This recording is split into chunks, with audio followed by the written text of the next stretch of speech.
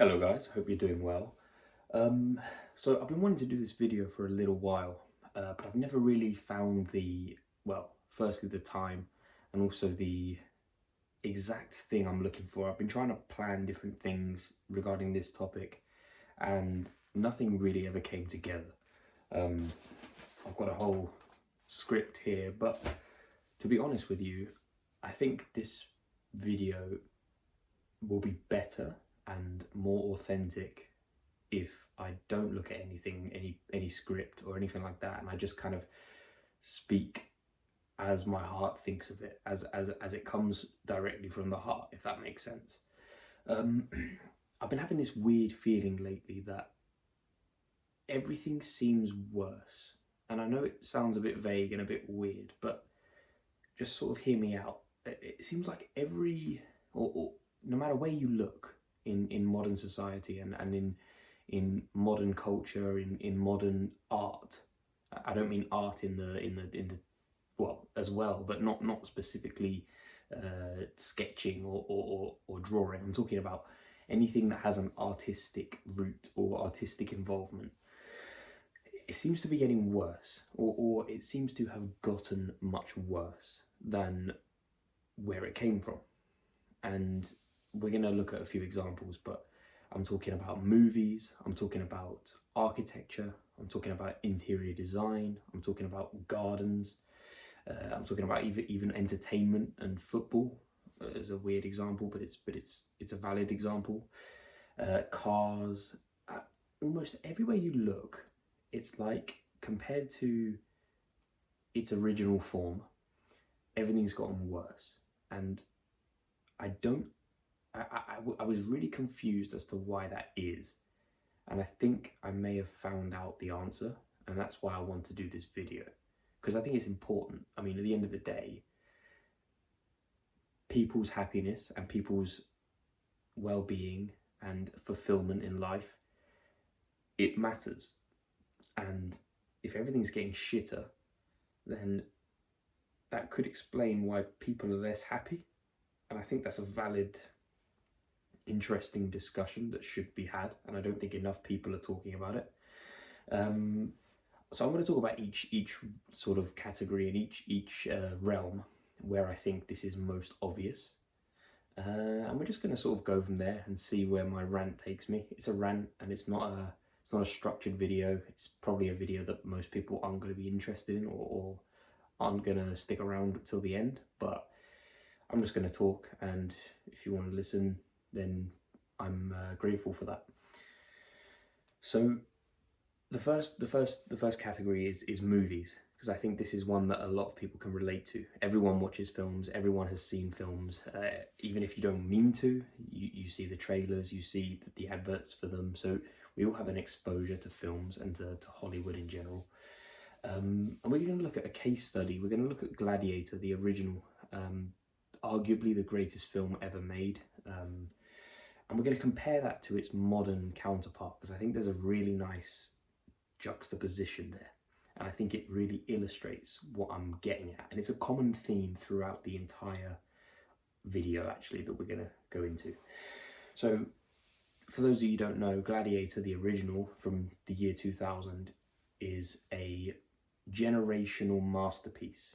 I mean, it really is. It is unbelievable, the quality. Like, it is just a film that you can watch 100 times and it will never get old. It's a film that it's just so perfectly written and so beautifully executed. It is flawless. And then 20 years later, they make the sequel, which is Gladiator #2. And it, to be honest with you, completely flopped. I mean, everyone recognizes that it's rubbish, basically. Most people didn't even watch it because they knew how bad it would be. And they were right. So what's interesting here is we have the same director, we have the same theme, we have the same visuals, we have many of the same actors, we have the same genre. One film is a generational masterpiece that we'll still be talking about in 20 years from now or more, and the other was forgotten in 5 minutes. Why is that? Well, the thing about films, it comes down to, and I'm not a movies expert, but it comes down to some things that I've noticed. And again, this is a common theme we're going to be seeing coming up time and time again in this video, but it comes down to authenticity, it comes down to soul, it comes down to character, and it comes down to prioritization. You see, Gladiator, the original, and most good movies that we see from our time, and there aren't that many, but you know, you're talking your Star Wars, your Gladiator, Harry Potter, Lord of the Rings, you know, all these great classics, they do one thing, they have one thing in common, and that is the prioritization. So here's how it goes. You have an interesting, meaningful storyline, yeah? That storyline is then told through acting, character development, action, cinematography, and all the other stuff that we see. And the action and the romance and all the different scenes that you see in the film, they are there simply to break up the pace and to provide some relief. Now that can be the same whether it's a comedy, an action, a thriller, horror, anything. It's the same idea. And you can see this beautifully done with Gladiator. The storyline is meaningful. The storyline is about a man who was on top of the world, who had everything, and in the blink of an eye had everything taken. And the story is then how he deals with that, what he does. It's the story of him getting revenge, but not losing himself in the process. It's beautiful. I'm getting goosebumps just talking about it. What do these modern films do differently? Well, the modern film, whereas the old film used cinematography and action to help illustrate an interesting story, the modern film is entirely built on cinematography, CGI, and action scenes, or horror scenes, or whatever scenes fit the genre that it is. And that's the entire film. There is no interesting story, and that's where it falls apart. A film is only as good as the story it is telling, okay? If the story is meaningless and uninteresting, then so too will be the movie. And it doesn't matter how many trendy cast actors you put in. It doesn't matter how many sex scenes you put in there. It doesn't matter how good your CGI is or your graphics or any of the other things. None of that stuff matters. If the storyline if the foundation is not there, the film is going to fall flat on its face. And that's what we've seen with the new Star Wars. That's what we've seen with the new Gladiator. That's what we see with all these, with The Hobbit, with all these modern remakes or modern films. The directors, not in all cases, because actually in Gladiator it was the same director, but often the directors are completely talentless. They want quick, well, this is what we're going to get to that in a minute actually. So that's what we're dealing with here. We're dealing with bad prioritization. We're dealing with poor storylines that don't have any meaning, and they overcompensate for this with action, sex scenes, CGI, big explosions and boom, bang, and they overcompensate with that, but it doesn't work. Now, where we have to go, we have to go a bit deeper, because that explains what's happening, but it doesn't explain why. And I want to sort of get at that. That's the important thing for me. So why in this case are films so shit nowadays? Well, the thing is, you have to remember it comes down to efficiency. It's easier to wear a mask than it is to change your face. Okay, it's easier to. You see what we do, and it's not just in films, but it's with everything nowadays. Is we sacrifice long-term brilliance for short-term profit, short-term gain. Something like, and it doesn't always pay off, because Gladiator, the second one, didn't make any profit, but it often does pay off. And what we do is we're not interested in what's going to happen in 50 years, because we think to ourselves, well, we won't be around then anyway. We only think about what happens tomorrow or the next day or this year. And so these directors and producers, they are basically exchanging, they're selling their soul, they're selling their credibility for short-term profit. They want to rush things like they did with The Hobbit, right? The Hobbit is a really another good example of a film that was trying to be The Lord of the Rings, because The Lord of the Rings did so well. So it was trying to be The Lord of the Rings, but they didn't want to put in the effort that the directors and the cast and everyone did for the Lord of the Rings. They wanted to rush things, they wanted to cut corners, they wanted to use CGI instead of actually making really clever scenes with real world things and models and all the things they used on the original. And then when it came to it, it was just a cash grab. And that's what we see. That's what we see time and time again. So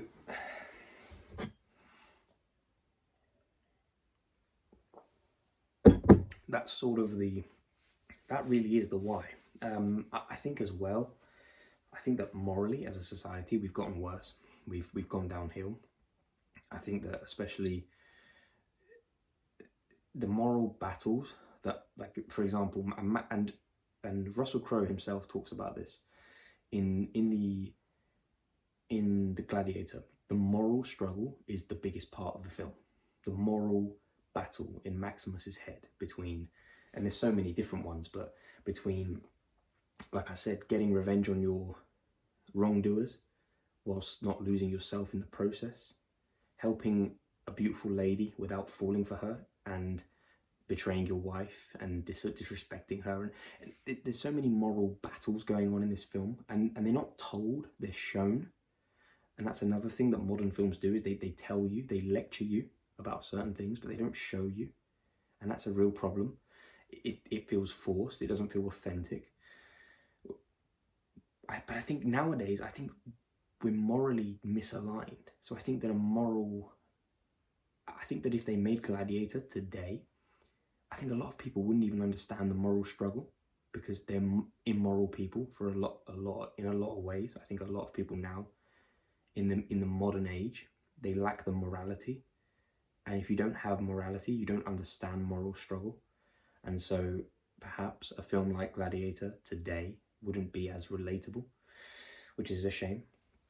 So that was films, that was movies. And as I said, there's a million examples of that. But I'll leave it with this. Ask anyone what their favourite film is, and I guarantee you it will not be from this decade. Let's just leave it at that.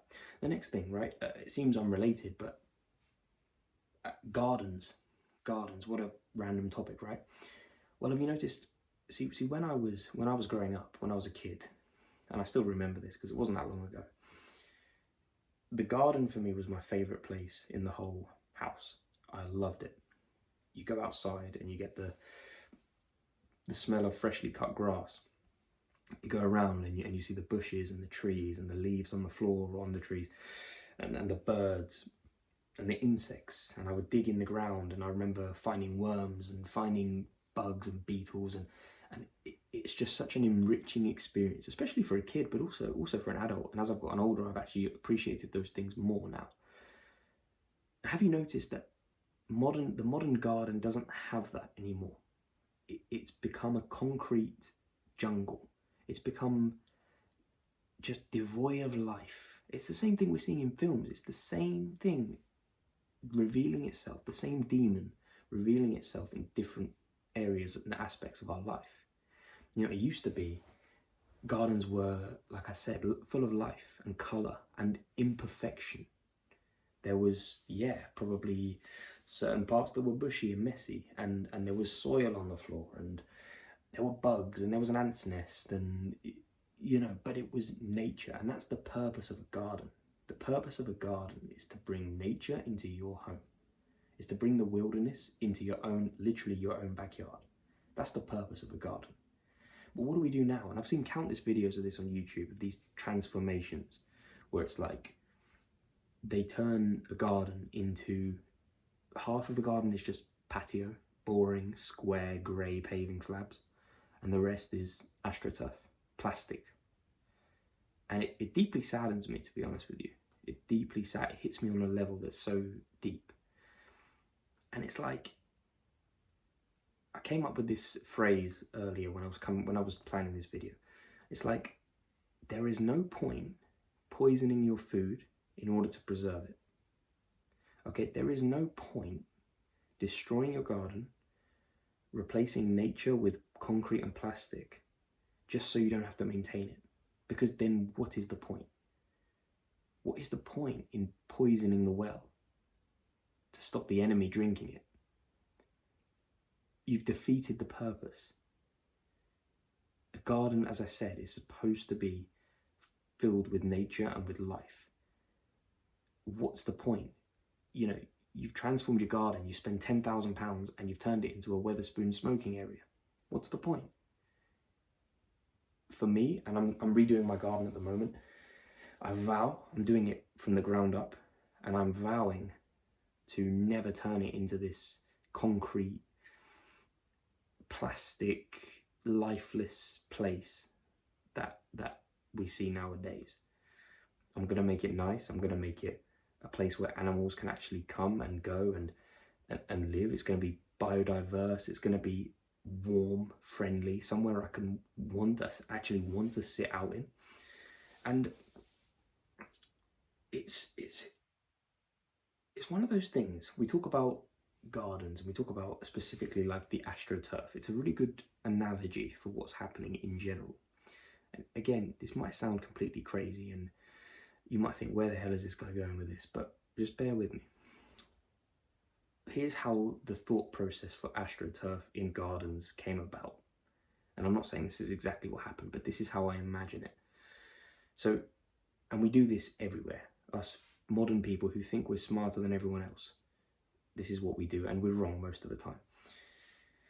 Somebody looked outside into his garden and he saw a messy lawn with soil everywhere, and he thought,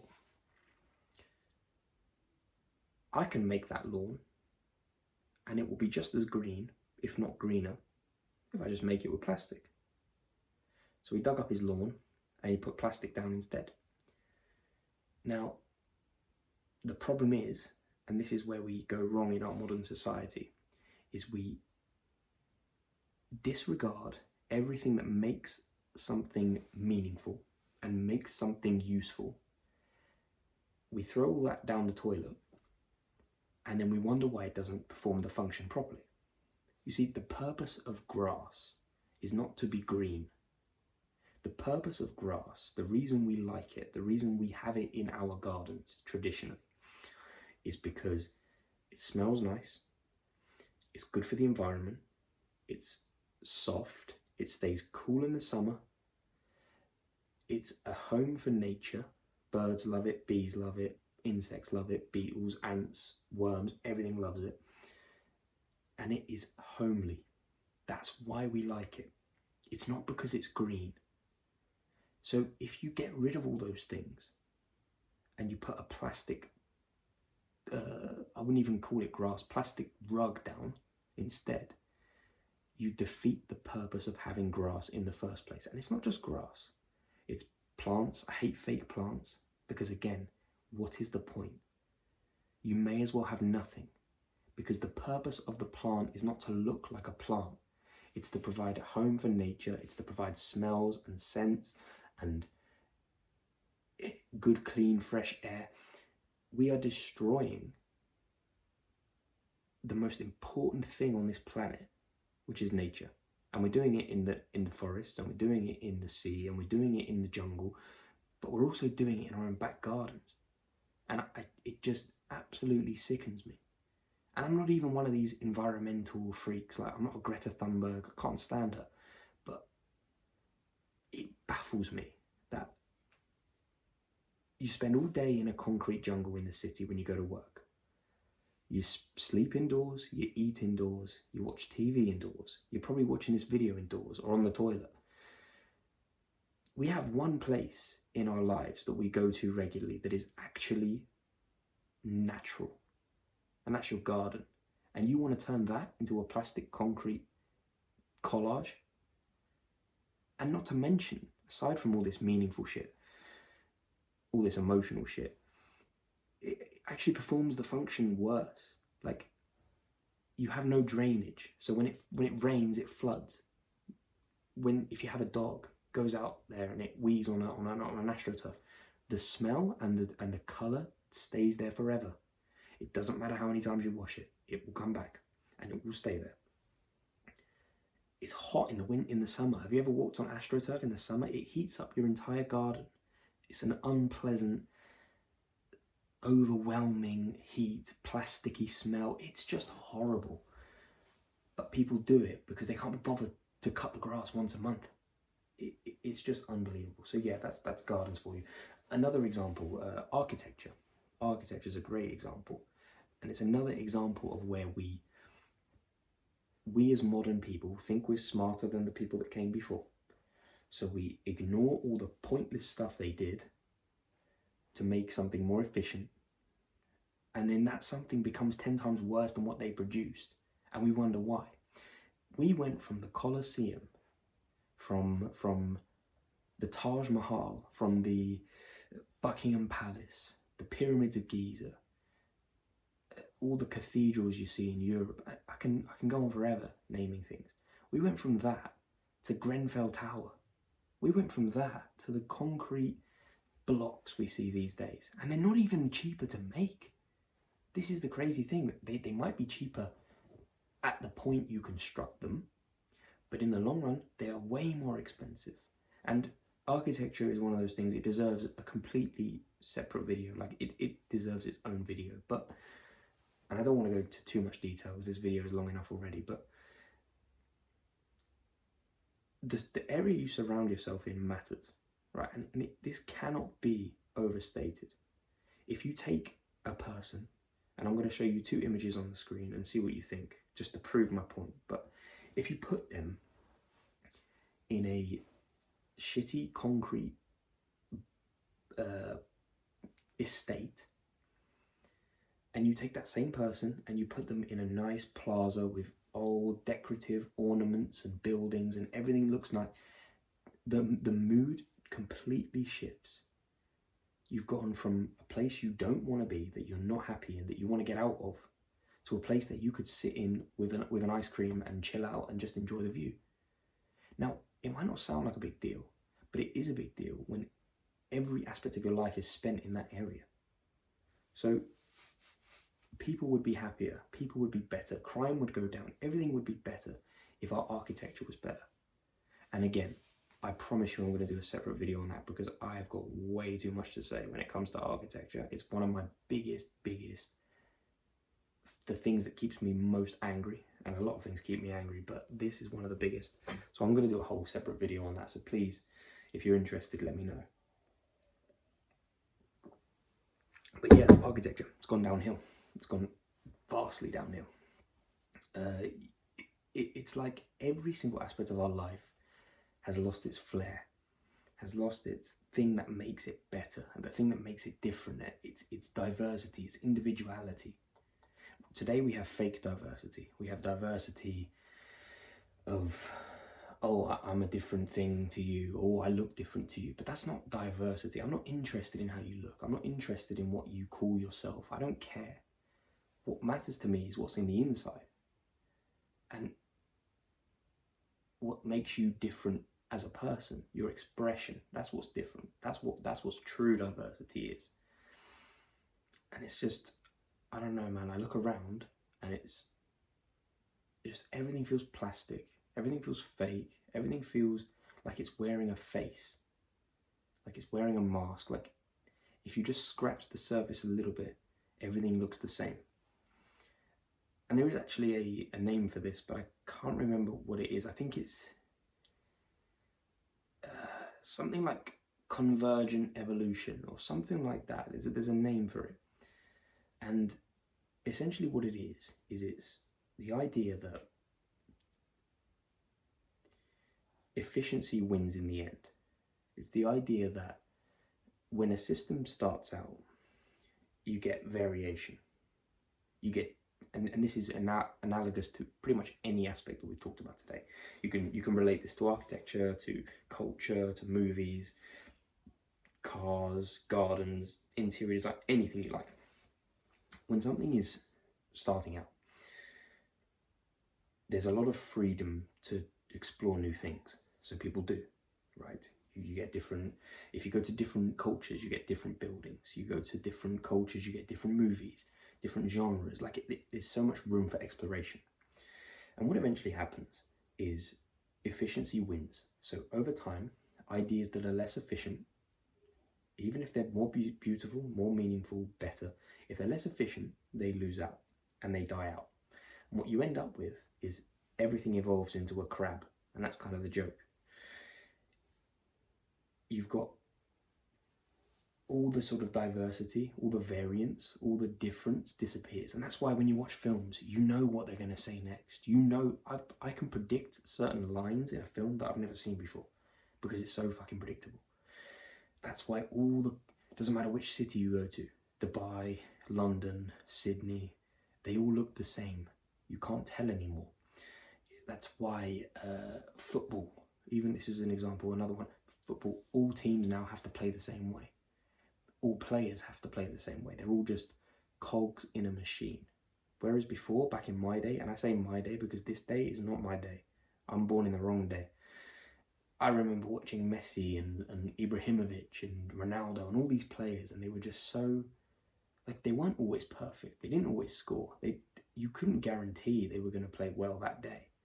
But watching them when they were good, and to be fair, people like Messi, they were always good, but watching them on their day, it was like watching art in motion. It was where art meets football. It's unpredictable. It's just beautiful to watch. It doesn't matter if on the score sheet, on the stats, it's 100% perfect. But it doesn't matter because we're not paying to see perfection. I don't want to watch football and watch a team win for the sake of winning, because sport is meaningless, isn't it? It doesn't matter. Who cares if we win or lose? It doesn't. I don't get anything if my football team wins. It doesn't give me anything. These players don't even know I exist. But the beauty is in the art. The beauty is in watching people express themselves through the game. You watch, and football is actually an example I should have probably touched on a bit more, but you look at a player like Wayne Rooney, and maybe I'm just going off on a tangent here, and maybe this means nothing, but you look at someone like Wayne Rooney, who came from a rough background. His dad was a boxer. He was from a council estate in up north somewhere. You can see that side of him when he plays the game. You can see that side of him when he's playing football. You can see he is a bricklayer who decided to be a footballer. Right? When you watch Messi, he was born with a genetic disorder, which meant that's why he's short. Right? Takes one to know one. And you can see he's playing football around his weaknesses. He's playing football in a way that mitigates or uses to his advantage the fact that he's shorter and stockier. That's how he plays. Same with Ronaldo, but the opposite. You can see the personality and the character and the story of each player in the way they play football. But these days, the game has become systemized. So players are encouraged to be quiet. They're encouraged not to express themselves. They're encouraged to do the thing that works and the thing that scores goals. Which means you are a cog in a machine.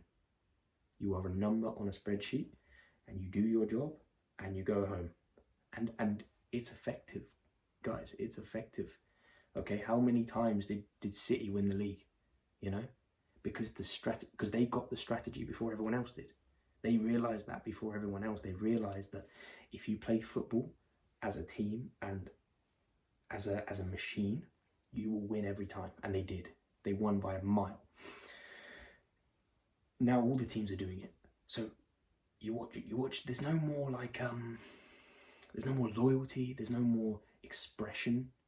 There's no more diversity between teams. Oh, that's watching Real Madrid play. That's watching Chelsea. It's all the same shit now. because they're all copying the same script. It goes to every facet of our life. Things are becoming systemized, things are becoming boring, and that's why people aren't watching it anymore. That's why people have checked out of life. It's crazy. But yeah, I know this was a rant, and I know this is going to be an absolute ball ache to edit because there's no real direction to any of it. But I thought it was worth saying, and I hope this video resonated with at least some of you.